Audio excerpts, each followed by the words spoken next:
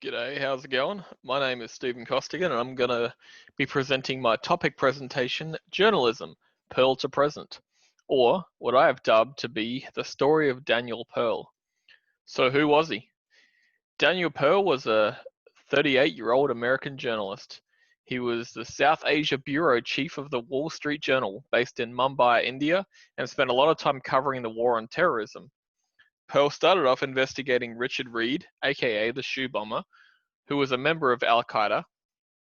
The primary goal of his investigations were to determine whether Pakistan's spy agency, ISI, was tied to Al Qaeda, and Pearl traveled frequently to Pakistan following the September 11 attacks as part of this investigation in attempts to retrace Reed's steps. So in January of 2002, Pearl was invited to what he thought to be an interview with Sheikh Mubak Ali Gilani, a spiritual leader and prominent member of the community of Pakistan. The interview was a setup, however, and Pearl was kidnapped by a militant group calling itself the National Movement for the Restoration of Pakistani Sovereignty. The militants thought Pearl was a US spy and presented the US government with a list of demands in exchange for the life of Pearl. These involved the release of all Muslim prisoners from Guantanamo Bay.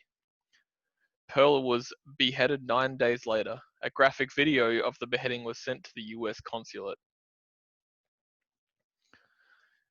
Daniel Pearl met his untimely end in February of 2002, but it wasn't until May that his body was discovered and returned to the United States.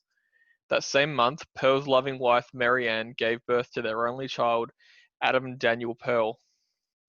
Mary Ann published a memoir celebrating the life of her departed husband the following year, entitled A Mighty Heart, The Brave Life and Death of My Husband, Daniel Pearl.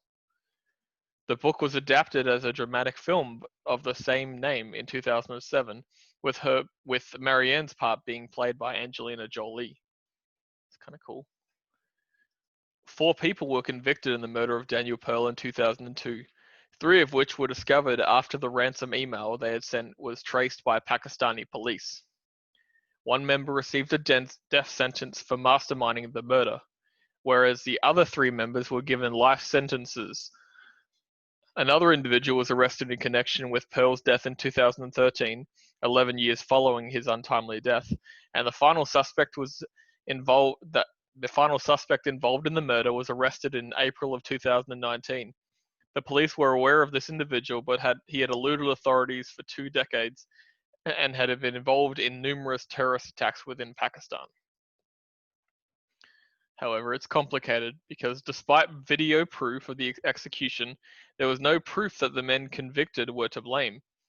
Fellow journalist and lifelong friend of Pearl, Azra Nomani, who Pearl had been staying with prior to his death, discovered 9 years later that they had sentenced the wrong man to death.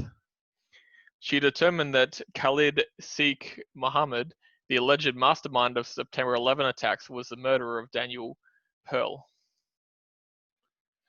The death sentence was overturned in April of 2020, and on July 1st of 2020, the Pakistan Supreme Court refused to overturn the prior ruling, citing that agreeing with the lower court's ruling.